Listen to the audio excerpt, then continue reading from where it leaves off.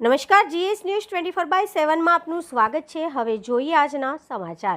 બાવડા તાલુકાના બગોદરા ગામે બે વાહનો સામસામે ધડાકાભેર અથડાયા।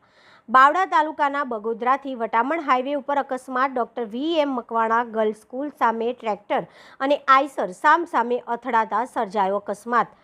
ટેન્કર ડ્રાઈવરના હાથના ભાગે ઈજા થઈ છે। આઈસરના ડ્રાઈવરને માથાના ભાગે ઈજા થઈ। ઘટના સ્થળે નજીકના પોલીસ સ્ટેશનને જાણ થતાં ઘટના સ્થળ પર પહોંચી વધુની તપાસ હાથ ધરી।